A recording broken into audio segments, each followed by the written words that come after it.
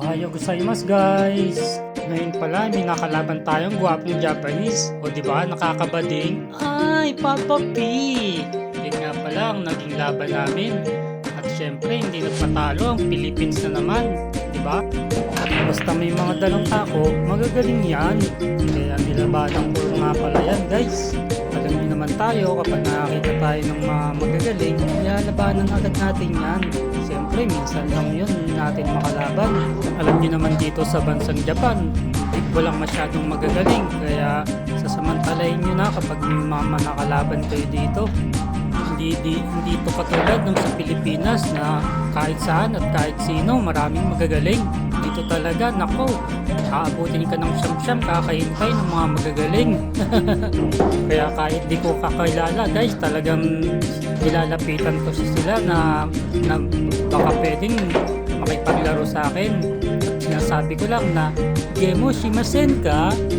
Yan nga pala ang pattern pag gusto mo mag-invite ng isang tao, at pwede mo rin nga pala yan gamitin kung gusto mong makipag-date sa mga babae o sa lalaki dito. Sabihin mo lang ng date shimasen ka or ikimasen ka.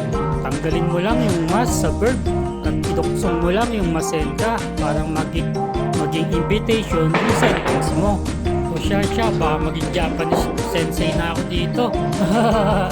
Magaling nga rin pala yung Japanese na yan at maganda rin ang packaging na yan. Yun nga lang, kulang pa siya sa diskarte. Doon ko siya lagi nadadali sa mga blessing ko. Buti na lang dala niya yung kanyang jump view.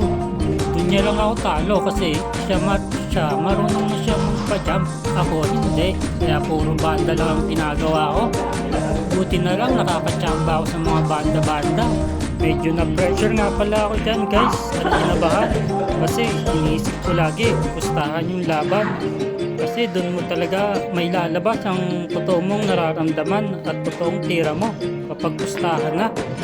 Kapag kasi puro practice ka lang, hindi mo may lalabas yung tunay mong galing kasi nakokontrolado ng nararamdaman mo yung tira mo. At kahit nga yung madadaling tira lang basta kinakabahan ka, at panigurado sablay yun. At mas maganda talaga iisipin mo pustahan ng nilalaro mo para masanay ka ng masanay, dahil yung feelings mo ang magpapatalo sa'yo kapag hindi mo yun nakontrol. Parang pag-ibig ba? Pag masyado kang agresibo, dun ka naman masasaktan at dun ka nila iiwan. Aray ko! Umugot na naman ang lolo nyo. At ang sabi niya sa akin, kinakabahan din daw siya. Kaya siguro hindi rin lumabas ang kanyang magagandang tira. At siguro first time niya rin makalaban ng foreigner. Tapos Pilipino pa ang nakalaban niya. Siyempre, Efren Reyes yan. Alam niyo naman, basta Efren Reyes, kilala yan sa buong mundo. Kaya kakabahan talaga ang mga Japanese kapag narinig nilang Pilipino ang kalaban nila. At sabi niya sa akin, next time daw, gagalingan niya na daw at mananalo na daw siya. Pagkatapos nga ng laban namin, in-interview nila ako kung ilang taon na ako at taga saan ako. Siyempre, sinabi ko yung edad ko, 40 years old na ako. Hindi sila makapaniwala na sinabi kong 40 years old na ako. Akala daw nila nasa 25 years old lang daw ako. At syempre, pa-humble naman tayo, di ba? Dahil hindi sila makapaniwala sa aking edad, pinakita ko ang aking sayrokado. At bago nga pala kami maghiwalay, sabi niya babawi daw siya at gagalingan niya daw. Nag-enjoy nga pala siya sa gabing yun kasi wala din daw siyang makalaban na mahuhusay. Matagal din ang naging laban namin. Siguro mga isang oras mahigit din guys. At napakamura lang ng aking binayaran dyan. Siguro sa paglalaro ko ng 3 hours, naka 1,500 yen lang ako guys. Kaya sulit na sulit ang laro dyan kay Katsu Club. Kaya kung pupunta kayo dyan, talagang sulit na sulit ang oras nyo dyan. Hindi katulad sa ibang mga bilyaran, ang mamahan, nasa check-in pa lang, isang oras na. Minsan hindi pa libre ang drinks, kaya lugi ka talaga. At minsan hindi pa maganda yung dulo ng tako, piyok pa ng piyok. Kasi matigas yung dulo. Hindi katulad dyan guys, napaka-kapit na kapit. Kapag tumira ka talagang kumakapit yung pato sa tira mo. Hindi katulad ni X, bumibitaw.